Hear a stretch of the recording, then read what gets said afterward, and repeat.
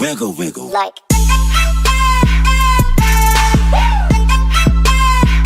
Wiggle, wiggle.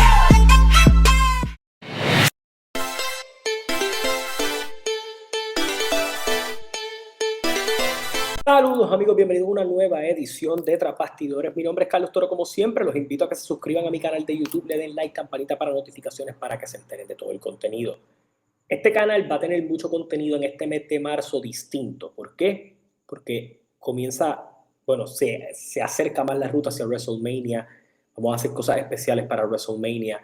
Y obviamente yo quiero hablar de temáticas y de cosas que para mí creo que tienen todo el sentido del mundo en el término de el pasado, situaciones del presente. Vamos a hablar de todo un poco en camino a WrestleMania, así que usted tiene que estar pendiente a todas mis redes sociales, específicamente a YouTube, también en TikTok, que tenemos un par de cosas que vamos a estar subiendo por allí, que hemos estado grabando. He tenido problemas para subir un par de TikTok, los últimos 3 TikTok no me quieren subir, así que vamos a resolver esa situación.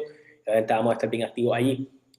Pero en este caso, voy a hablar de tres situaciones que pasaron en WrestleMania, de planes originales, de planes que debieron haber pasado y que en la ejecución las tres situaciones no fueron las mejores. O sea, donde el plan original o la idea hacia donde se podía ir era, podemos llamarlo estos 3 fracasos de WrestleMania, y hay un cuarto que es de bono, pero esa es mi opinión. O sea, estos son reales y obviamente implementados con ellos, y va a haber un cuarto de bono. Obviamente usted en los comentarios también me va a dejar saber cuál a usted le parece que fueron otras situaciones que pudieron ser distintas o que usted consideró un fracaso, pero en este caso yo voy a hablar de todas las épocas. WrestleMania tiene 38 años de historia, este año a cumplir 39, y es bien difícil cubrir todo. Así que me voy a ir con uno moderno, con uno clásico y con uno en el mismo medio. Así que vamos para allá con todo esto. Primer fracaso, a mi entender, era esta lucha, WrestleMania 8. Se supone que para WrestleMania 8, Ric Flair y Hulk Hogan iban a colisionar. Para explicar un poco más de la situación, Ric Flair en aquel entonces estuvo unos problemas con lo que era la junta creativa de WCW y decide irse obviamente a la competencia, la WWF. Cuando llega, él le cuesta primero el campeonato a Hulk Hogan, campeonato que Ric Flair gana en el Royal Rumble del 92, y obviamente todo enfilándose a que Ric Flair como campeón se enfrentara a Hulk Hogan. Era la mayor figura de la competencia, o sea, de WCW o de todos los territorios adyacentes, contra la estrella principal de la World Wrestling Federation. No había lucha más grande que hacer. Y en este entonces ya la popularidad de Hulkamania iba bajando, pero una lucha como esta era una lucha de gran calibre. Veníamos de unos años en donde en WrestleMania 6 se hace el famoso clásico de Hulk Hogan y el Ultimate Warrior. Para WrestleMania 7 se suponía que fuera la revancha, lo de Warrior no sale muy bien. Recuerde que también en este interín empieza el famoso escándalo de los esteroides, y el año más complicado para WWE es del 92 al 93. Esta lucha podía haber sido un gran referente para obviamente empezar a trabajar las cosas. La lucha no se termina dando y la dirección que toma WWE es una dirección totalmente errónea, y la dirección por la que se van es porque ellos empezaron a probar en los house shows Hulk Hogan contra Ric Flair, y según ellos las ventas no fueron tan grandes como ellos esperaban, y es por esa decisión que ellos deciden separar a Flair y a Hogan y poner a Ric Flair a enfrentarse a Macho Man Randy Savage y a Hulk Hogan a enfrentarse a Sid Justice en un main event que acaba por descalificación. 2 años más tarde, WCW corre la misma lucha, Hulk Hogan y Ric Flair en WCW, y hizo muy buen dinero en pay-per-view, así que fue una mala decisión. Eventualmente Hulk Hogan regresa en WrestleMania 9, después de haber salido, la popularidad había bajado bastante. Obviamente Hogan puede seguir haciendo su carrera, Flair eventualmente vuelve a WCW, por eso la lucha se da 2 años más tarde. Pero, ¿qué pudo haber pasado en WrestleMania? Estos dos íconos no colisionaron vinieron a colisionar muchos años más tarde fuera de su prime dentro de WWE. Me parece que WrestleMania quedó a deber una lucha entre dos de los iconos más grandes de los 80 y casualmente de los 90. Así que me parece que en ese aspecto WWE pues no tomó la mejor decisión en ese aspecto. Pero vamos a hablar de WrestleMania 2000, el WrestleMania malo de todo ese corillo. Si usted recuerda WrestleMania 14, recordado por la noche de Stone Cold, WrestleMania 15, pero WrestleMania 16, llamado WrestleMania 2000, técnicamente cuenta con varias cosas. Stone Cold está fuera por lesión, The Rock es la figura más popular, Triple H toma el rol del rudo principal de la compañía y el feudo que se venía trabajando desde finales del 99, obviamente con Stone Cold fuera, era The Rock y The Rock y Triple H. Pues si llevábamos desde WrestleMania 15, donde The Rock tenía tal vez que tener su momento aquí, en WrestleMania 2000. Pero, como todos los más importantes son los McMahon, la lucha que principalmente suponía que hubiera sido The Rock y Triple H, lucha que termina pasando en Backlash, que termina siendo mucho mejor que lo que fue este crical de Main Event, termina siendo un Fatal 4-Way, con un McMahon en la esquina de cada uno de los luchadores. Pero el plan original, por eso es que hay que contar dos historias. Triple H y The Rock era un mejor escenario. Y hacen este invento del Fatal 4, y el Fatal 4 incluía a estos luchadores originales: Chris Jericho, Triple H, The Rock, Big Show. Ya habían empezado a tratar con Jericho como estelarista, el público lo estaba comprando bien, estaban trabajando unas cosas bien. Por alguna extraña razón deciden irse por esta decisión: Mick Foley, Big Show, Triple H, The Rock, con Triple H defendiendo su campeonato mundial. ¿Qué es todo lo extraño de esto? Triple H venía de un feudo muy cargado con Mick Foley como Cactus Jack, que lo habían trabajado tanto en el Royal Rumble como lo habían trabajado en No Way Out. Y en ese No Way Out era una lucha de retiro. So, básicamente el recientemente retirado Cactus Jack aparece como Mick Foley representando a Linda McMahon, Big Show representando a Shane McMahon, Triple H representando a Stephanie McMahon y The Rock representando a Vince McMahon. Al final del día, ¿qué terminó siendo este main event? Un absoluto crical, un absoluto desastre en términos de que al final sí terminaron los últimos dos siendo The Rock y Triple H con mucho sobrebuqueo, y al final del día Triple H mantuvo el campeonato en un final bastante agridulce para WrestleMania 2000. Obviamente el año siguiente pues hacen el mejor WrestleMania de todos los tiempos y eso no hay ningún tipo de excusa para eso, pero es bien curioso pensar primero que Jericho pudo haber tenido su main event de WrestleMania mucho antes de tiempo, y obviamente que al final del día a mí me parece que hubiera sido una mucho mejor decisión haberse ido con The Rock y Triple H, que tienen una historia, que tenían esa historia, y me parece que era un poco más grande contar esa historia mejor que la otra. Al final del día tú coronaste a The Rock campeón en Backlash, porque no lo dejaste que tuviera su momento en WrestleMania.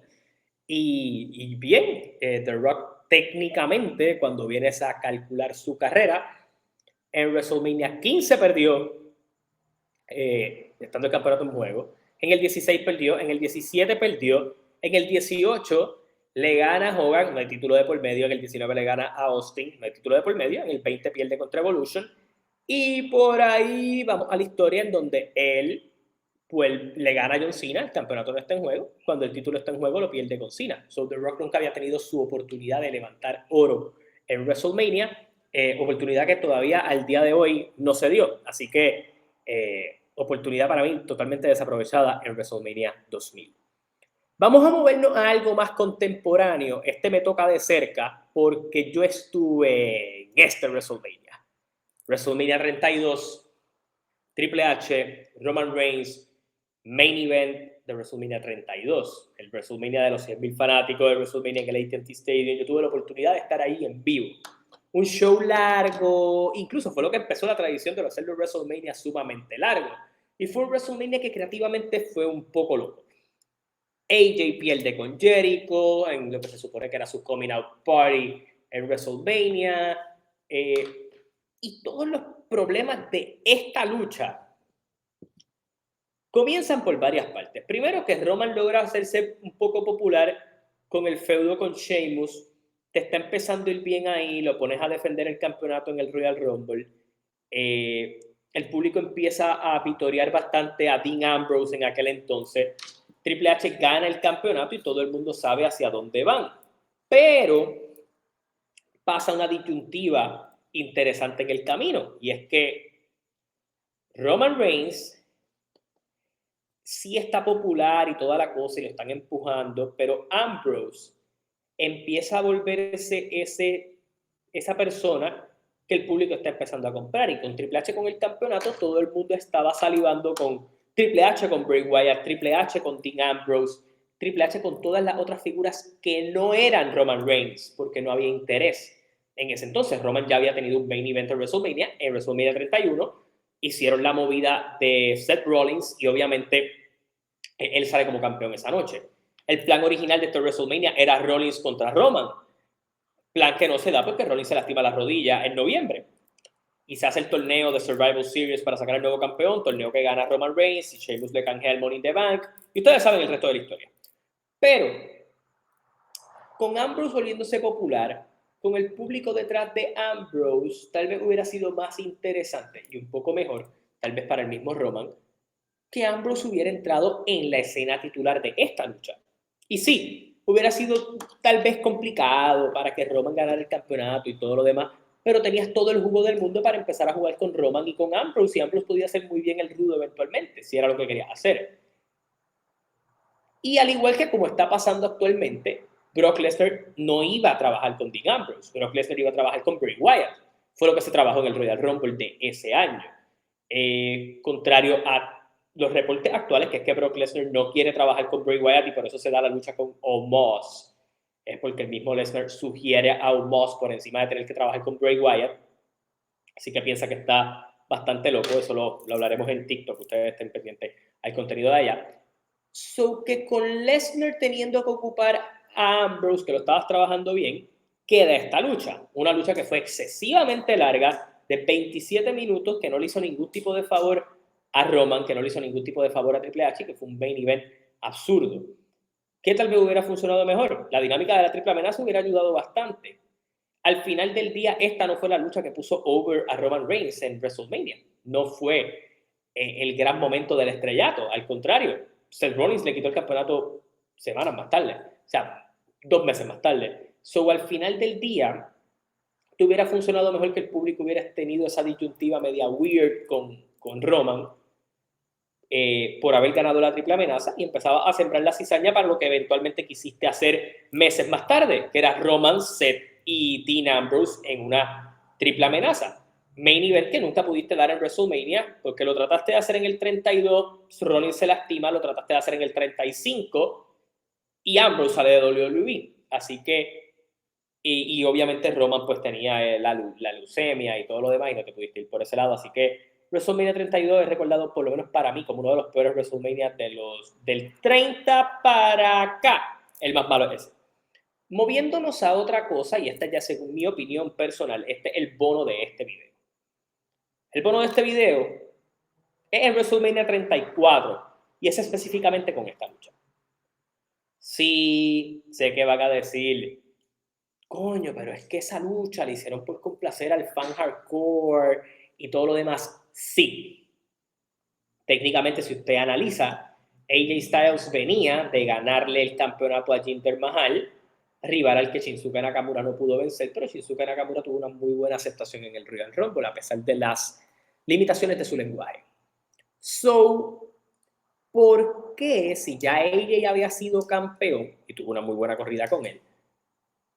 Yo pienso que AJ aquí estaba bastante establecido y al final del día no hubiera funcionado igual haber hecho la historia de Bryan Danielson ahora mismo, de Daniel Bryan más adelante con Shinsuke Nakamura como campeón.